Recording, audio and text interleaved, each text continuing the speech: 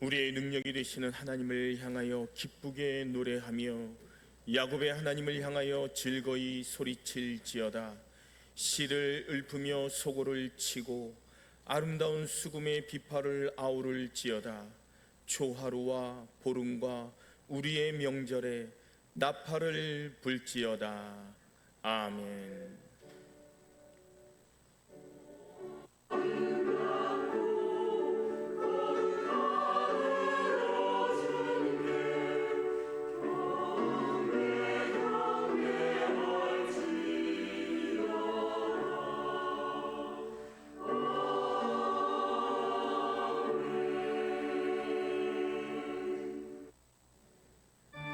골로새서 3장 12절부터 17절까지의 말씀입니다.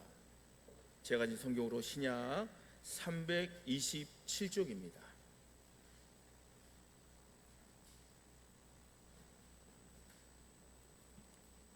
골로새서 3장 12절로부터 17절까지 하나님의 말씀 봉독해 올립니다.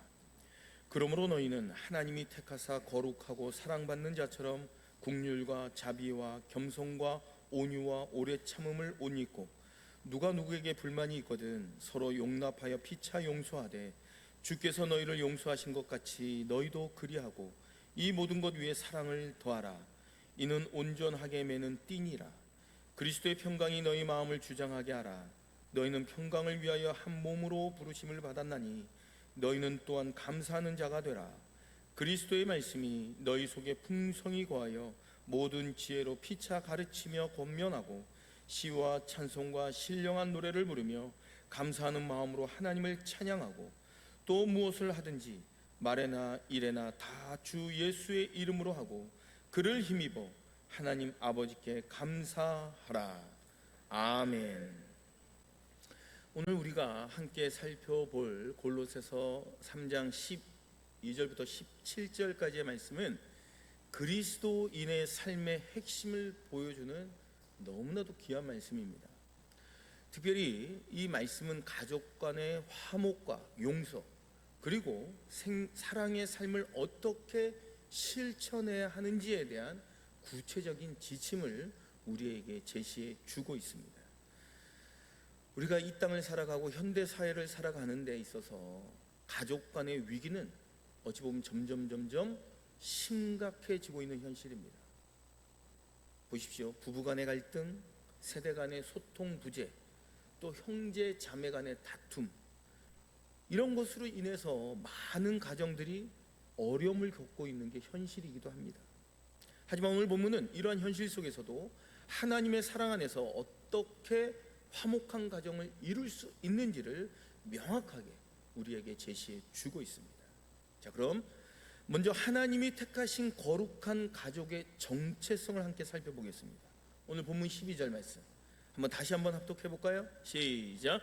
그러므로 너희는 하나님이 택하사 거룩하고 사랑받는 자처럼 긍휼과 자비와 겸손과 온유와 오래 참음을 옷 입고. 자, 오늘 본문 보십시오. 그러므로 너희는 하나님이 택하사 거룩하고 사랑받는 것처럼 이라는 말로 시작을 하고 있어요. 여기서 우리가 주목해야 할 것이 있어요. 그것은 바로 그리스도인의 정체성입니다. 우리는요, 단순히 혈연 관계로 맺어진 가족이 아니라 하나님께서 한 사람 한 사람을 택하여 주셨고 거룩하게 하시며 사랑하시는 가족 공동체라는 거예요. 이게 하나님의 가족이라는 겁니다. 이 정체성의 인식은 가족 관계에 있어서 매우 중요합니다. 우리가 서로를 바라볼 때 단순히 나의 남편, 나의 아내, 나의 자녀, 우리의 부모님 그것으로만 보는 것으로 끝나는 것이 아니라 우리 가족 일원 한 사람 한 사람이 바로 하나님이 택하시고 사랑하는 존귀한 존재로 바라보아야 한다는 거예요. 이런 관점의 변화는 바로 우리에게 태도와 행동을 근본적으로 변화시킬 수 있다라는 겁니다.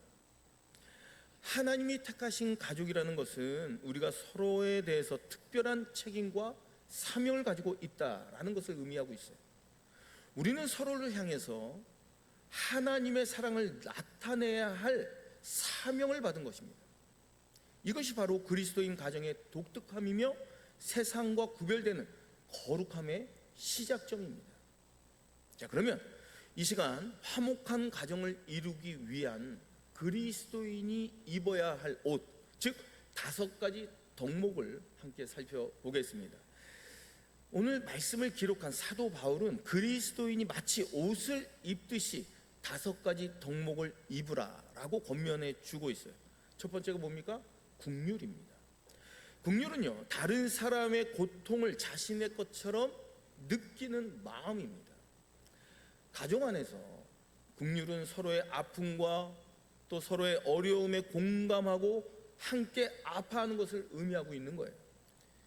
가령 예를 들면 배우자가 힘들어할 때, 또 자녀가 고민에 빠져 있을 때, 또 부모님이 몸이 아프실 때 우리는 그들의 마음을 함께 이해하고 함께 아파해야 한다는 겁니다.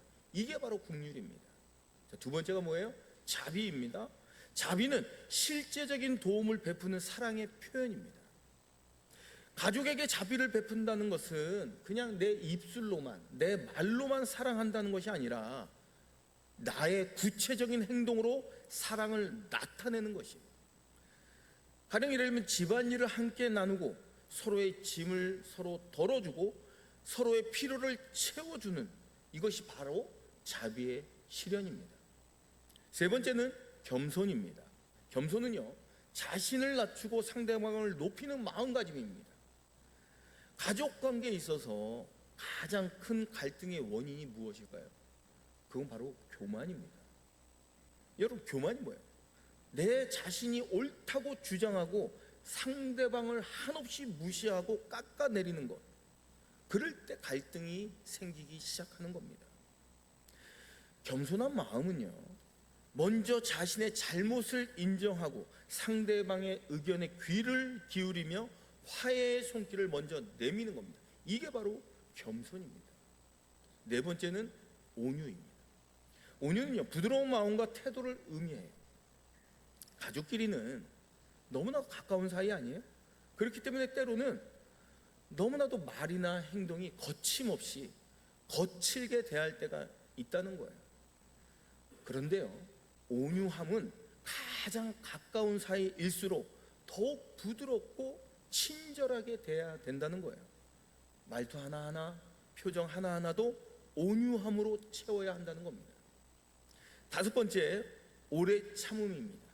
오래 참음은 상대방의 부족함을 인내하며 기다려주는 것입니다. 여러분, 가족이라고 해서 모든 것이 완벽할 수 없어요. 완벽한 가족이 어디 있겠습니까? 서로가 약점이 있고 또 서로에게 단점이 있기 마련 아니겠습니까? 그렇기 때문에 그 약점과 단점 때문에 또 때로는 상처받고 또 화가 날 때가 있어요. 하지만 오래 참음은 상대방이 변화하기를 기다려주고, 아무리 실수를 한다 하더라도 그 실수를 반복해도 포기하지 않고 기다리는 그 사랑을 뜻하는 거예요. 사랑하는 성도 여러분, 오늘 본문 13절에서 바울은 이렇게 고백을 해요. 우리 13절 말씀 합독해 보겠습니다. 시작.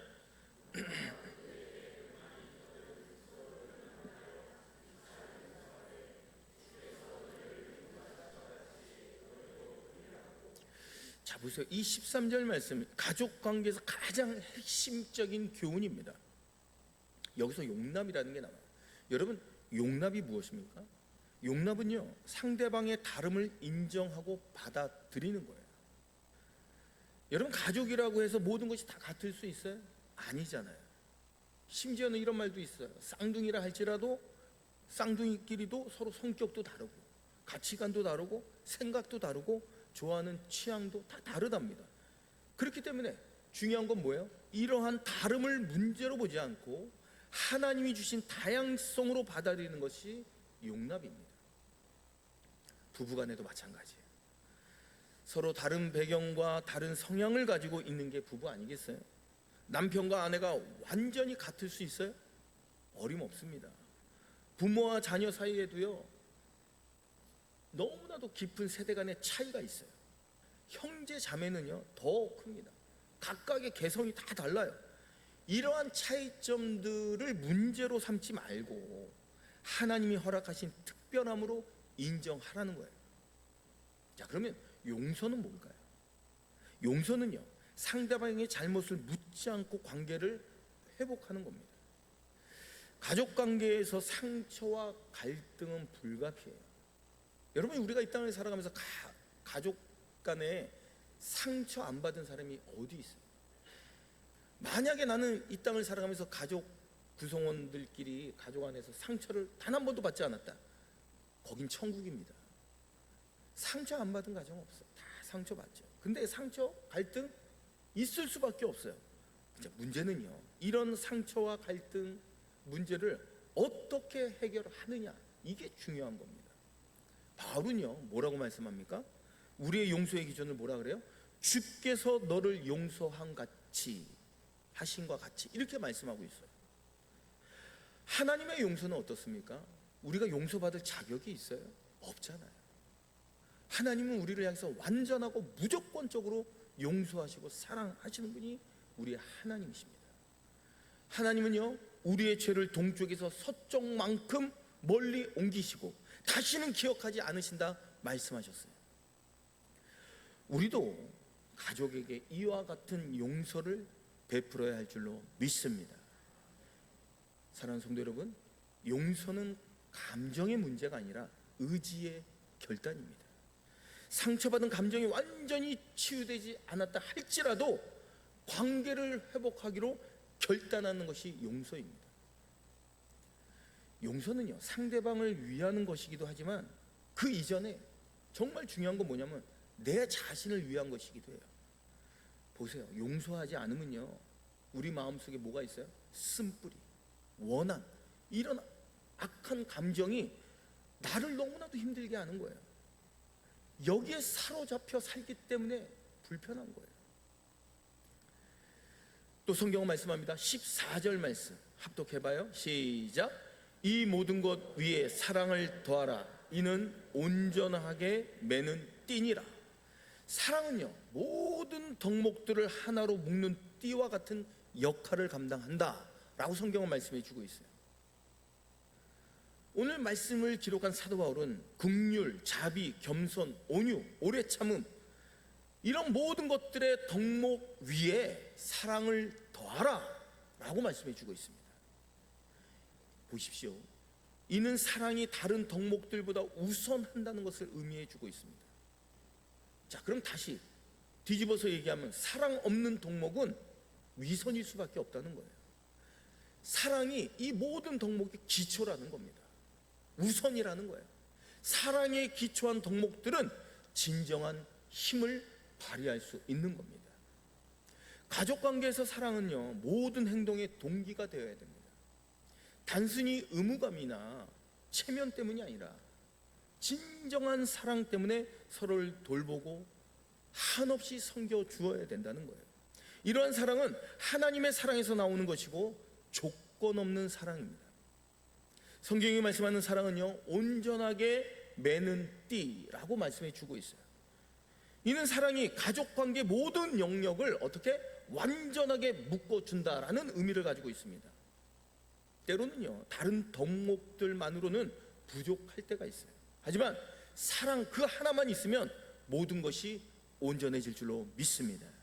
사랑은요, 허물을 덮어줍니다. 상대방에게 부족함이 보일지라도 사랑은 그것을 문제 삼지 않아요. 왜? 사랑하기 때문에 그것까지도 덮어주는 겁니다. 또 사랑은요, 최선으로 해석합니다. 오해가 될 만하고 내가 상처받을 만도 하지만 사랑이 있기 때문에 내가 해석을 최선으로 하는 거예요. 긍정적으로 해석을 하는 겁니다. 상대방의 행동을 의심하고 이게 의심이 어떻게 선한 의도로 바뀔 수 있다는 거예요. 그 근본이 사랑이라는 거예요. 또 사랑은요, 끝까지 참고 견딥니다. 어떤 어려움이 있어도 포기하지 않아요. 끝까지 함께 간다는 거예요. 그 근본이 사랑이랍니다. 진정한 화목한 가정은요, 그리스도의 평강이 다스리는 가정입니다. 우리 15절도 합독해 볼까요? 15절 시작.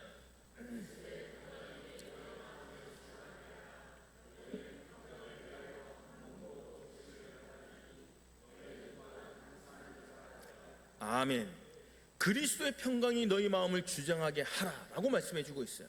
진정한 화목한 가정은 그리스도의 평강이 다스리는 가정입니다. 여기서 말씀하는 평강이 무엇일까요? 단순히 평안이나 조용함 이런 것일까요? 아닙니다. 그리스도의 평강은 하나님과의 관계가 회복되어서 누리는 참된 평안을 의미하고 있어요. 이 평강이 우리 마음을 주장할 때 가족관계에 비로소 평안해진다는 겁니다. 그리스도의 평강은 우리의 마음에서 두려움을 제거합니다. 가족관계에 생기는 많은 갈등들은 두려움에서 비롯됩니다. 가령 예를 들면 사랑받지 못할 것에 대한 두려움, 또 인정받지 못할 것에 대한 두려움, 버림받을 것에 대한 두려움 등이 우리를 방어적으로 또 공격적으로 만든다는 거예요. 하지만 그리스도의 평강이 우리 마음을 주장한다면 이러한 두려움이 사라지고 진정한 사랑을 할 수 있게 된다라고 말씀해 주고 있어요.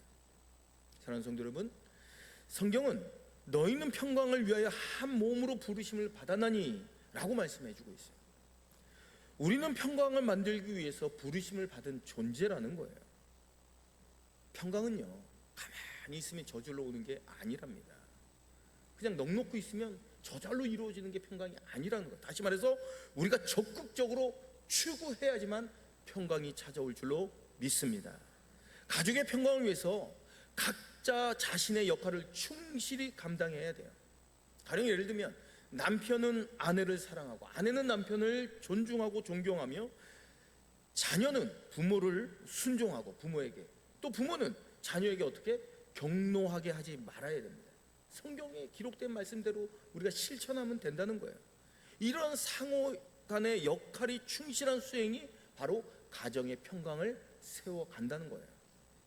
그래서 중요한 건 뭐냐면 감사는 화목한 가정의 필수 요소입니다. 오늘 본문 15절 하반절 다시 한번 합독해봐요. 시작. 너희는 또한 감사하는 자가 되라 라고 권면해 주고 있어요. 가족 간에 서로가 감사하는 이런 것이 이루어져야 된다는 거예요. 가족에 대한 감사는 여러 차원에서 이루어져야 돼요. 자, 먼저 살펴보겠습니다. 하나님께 가족을 주신 것에 대해서 감사해야 됩니다. 그러니까 우리 가족 저절로 이루어졌으니까 당연하다, 아닙니다. 여러분, 가족은요 하나님의 선물입니다. 완벽하지 않은 가족, 여러분 이 땅에 완벽한 가족이 어디 있겠어요? 다 부족하고 연약하고 문제 있는 가족 아닙니까? 완벽하지 못할지라도 부족할지라도 이 가정 하나님께서 나에게 허락하신 선물이라는 마음을 가져야 된다는 거예요. 또한 가족 구성원들에게도 감사를 표현해야 합니다. 서로의 수고에 대해서, 서로의 희생에 대해서 감사해야 된다는 거예요. 함께 할 수 있음에 또 감사해야 되는 거예요. 감사는요 관계를 더 깊고 아름답게 만드는 힘이 있는 줄로 믿습니다. 감사는 마음만으로 하는 것이 아니라 감사는 구체적으로 표현되어야 합니다. 입을 열어서 우리가 서로에게 고맙다, 감사하다, 사랑한다, 수고했다 이런 말을 자주 해야 된다는 거예요. 이번 명절에 우리 가족 구성원들 만나면 꼭 표현해 보세요. 고맙다, 감사하다, 사랑한다, 수고했다. 또 작은 선물이나 섬김을 통해서 감사를 표현할 수도 있어요. 여러분, 감사의 표현은요 가족 분위기를 참 밝게 하고요, 가족 분위기를 너무나도 따뜻하게 만들어가요. 서로에게 감사를 표현하는 가정에는 자연스럽게 더 많은 사랑과 배려가 넘치게 된다는 거예요. 또한 화목한 가정은 그리스도의 말씀이 풍성히 거하는 가정입니다. 16절 상반절을 보면 그리스도인 가정의 영적 건강성을 보여주고 있어요. 우리 16절 상반절 합독합니다. 시작.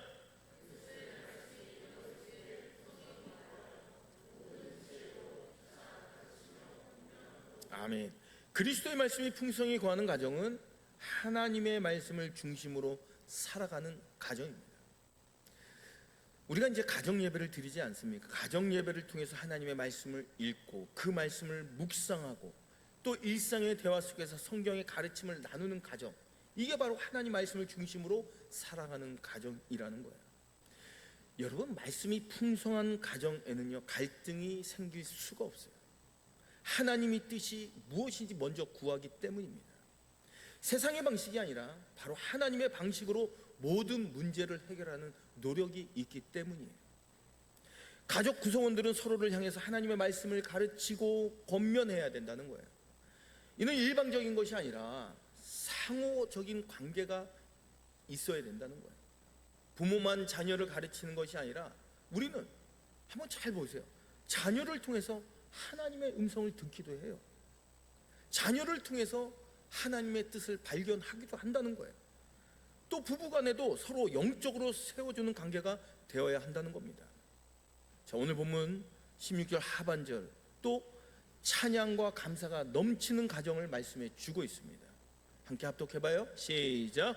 시와 찬송과 신령한 노래를 부르며 감사하는 마음으로 하나님을 찬양하고. 이 말씀은 그리스도인 가정의 분위기를 너무나도 아름답게 보여주고 있어요. 여러분, 찬양이 뭐예요? 찬양은 기쁨의 표현입니다. 함께 찬양하는 가정은 기쁨이 넘치는 가정이라는 거예요. 찬양은 또한 하나님께 초점을 맞추게, 모든 문제와 어려움에 집중하는 대신에 하나님의 선하심과 은혜에 집중하게 하는 것이 바로 찬양입니다. 가정에서 함께 찬양할 때 놀라운 변화가 일어나요.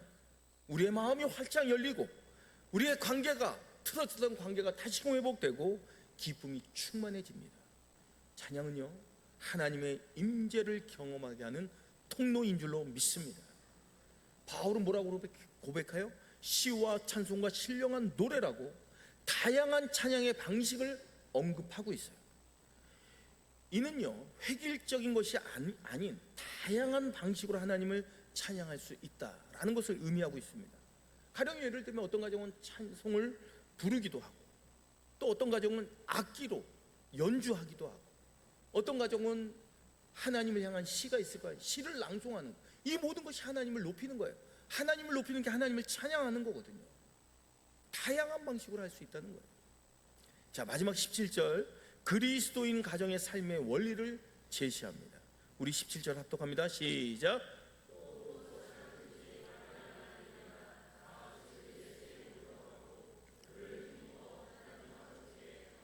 아멘. 모든 일을 주 예수의 이름으로 한다라는 것은요, 예수님의 뜻에 따라 예수님의 방식으로 살아간다는 의미입니다. 우리 가정에서 하는 모든 일들, 내가 입을 열어서 말하는 모든 것들이 예수님의 이름에 합당해야 한다라는 것을 말씀해 주고 있는 거예요. 보십시오. 이는 가족 관계에서도 마찬가지입니다. 우리가 배우자와 대화할 때, 남편과 아내와 대화할 때, 또 우리 자녀를 양육할 때, 우리가 부모님을 섬길 때, 형제 자매 간의 그 관계를 할 때, 모든 것을 어떻게? 예수님의 이름으로 해야 된다는 거예요. 가령 예를 들면 예수님이라면 어떻게 하셨을까? 라는 이 생각을 가지고 우리가 행동하고 말을 하고 이렇게 살아가는 거예요. 이 모든 일을 하나님 아버지께 감사하며 살아가는 것은 바로 그리스도인의 가정의 특징이라는 겁니다. 보십시오. 좋은 일뿐만이 아니라 또 어려운 일, 힘든 일도 감사의 제목으로 받아들이고 하나님의 선하신 뜻이 무엇인지를 이루는 이런 마음을 가져야 된다는 거예요. 감사하는 가정은요, 불평불만이 있을 수 없어요. 대신 하나님의 은혜를 늘 잊고 있음을 인정하고 감사하는 겁니다. 이러한 감사의 마음은 가족 모두를 행복하게 만들고 더욱 깊은 사랑과 화목을 만들어 간다는 겁니다. 이제 말씀을 마무리합니다. 우리가 지금까지 살펴본 골로새서 3장 12절부터 17절까지의 말씀은 하나님께서 가장 원하시는 가정의 모습을 너무나도 명확하게 우리에게 말씀해 주고 있습니다. 우리는 하나님이 택하시고 거룩하게 하신 가족인 줄로 믿습니다. 따라서 긍휼과 자비와 겸손과 온유와 오래 참음의 그 옷을 입고 살아가십시다. 서로 용납하고 또 서로 용서하며 무엇보다도 사랑해야 합니다. 그리스도의 평강이 우리의 마음을 주장하게 하고 감사하는 마음으로 살아가며 그리스도의 말씀이 풍성히 거하는 가정을 만들어 가시기 바랍니다. 이 모든 것을 주 예수 그리스도의 이름으로 행하며 하나님 아버지께 감사를 드리는 것이 그리스도인의 가정의 모습인 줄로 믿습니다. 이런 가정은 단순히 혈연으로 맺어진 것이 아니라 하나님의 사랑 안에서 영원히 연결된 하나님의 가족입니다. 이제 민족 고유의 명절, 추석 명절을 맞이하여 온 가족이 함께 모일 텐데요, 각자의 가정에서 오늘 주신 말씀을 한번 실천해 보시기 바랍니다. 내가 먼저 변화되어서 가족에게 긍휼과 자비와 겸손과 온유와 오래 참음을 보여주시기 바랍니다. 용납하고 또 용서하며 무엇보다도 사랑을 실천하시기 바랍니다. 그리고 감사와 찬양이 넘치는 가정을 만들어 가시기 바랍니다. 그러면 하나님께서 우리 모든 가정에게 하나님의 사랑과 평강을 부어주시고 서로 사랑으로 묶인 아름다운 믿음의 가정으로 세워주실 줄로 믿습니다. 이 시간 주신 말씀 부여잡고 우리 함께 기도합니다. 우리의 가정이 긍휼과 자비와 겸손이 넘치게 하시고 서로 용납하고 용서하며 사랑으로 하나 될 수 있도록 이 시간 주신 말씀 부여잡고 통성으로 기도합니다. 사랑과 긍휼이 풍성하신 하나님, 오늘 말씀을 통해 우리를 하나님의 거룩한 가족으로 불러주심에 감사를 드립니다. 우리 가정에 긍휼과 자비와 겸손과 온유와 오래 참음이 넘치게 하시고 서로 용납하고 용서하며 하나님의 사랑으로 묶이게 하여 주옵소서. 그리하여 그리스도의 평강이 우리의 마음을 주장하게 하시고 하나님의 말씀이 풍성히 거하게 하시며 감사와 찬양이 끊이지 않는 기쁨이 넘치는 가정 다 되게 하여 주옵소서. 모든 일을 주 예수 그리스도의 이름으로 행하게 하시며 하나님께 영광 올려드리는 믿음의 명문가정이 되게 하여 주옵소서. 거룩하신 예수 그리스도의 이름 받들어 간절히 기도 드리옵나이다. 아멘.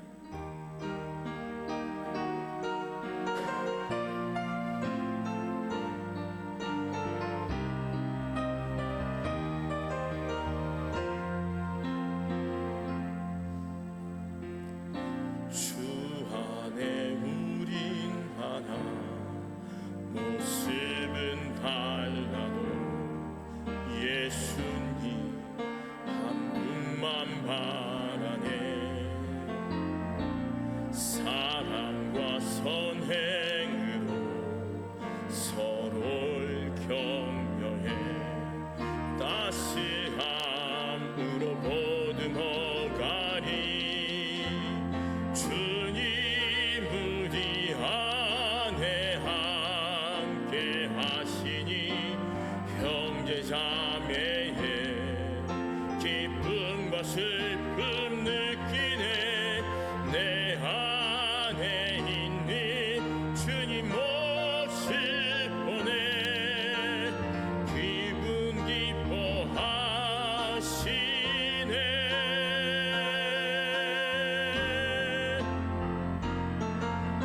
주님 우리를 통해 계획하시니 부족한 입술로 찬양하게 하시니.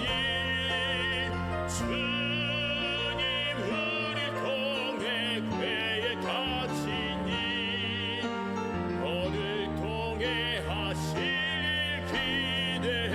주님 우리를 통해 주님 우리를 통해 계획하시니 부족한 입술로 찬양하게 하시니. 주님 우리를 통해 계획하시니 너를 통해 하실 기대해.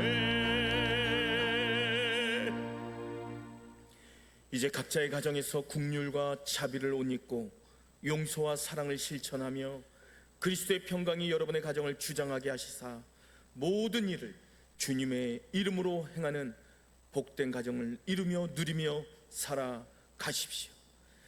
지금은 우리 주 예수 그리스도의 은혜와 아버지 하나님의 극진하신 사랑과 성령의 감화감동 충만 교통하심이 그 어떠한 상황 가운데서도 하나님의 긍휼과 자비의 옷을 입고 서로 용납하며 그리스도의 평강이 한 몸을 이루어 감사하며 이 땅을 살아가고자 다짐하고 결심하는 모든 하나님의 백성들 머리 위에와 저들의 가정과 직장과 사업장과 삶의 터전 위에와 이 나라 이 민족 위에 이제로부터 영원토록 함께 계시기를 간절히 축원하옵나이다.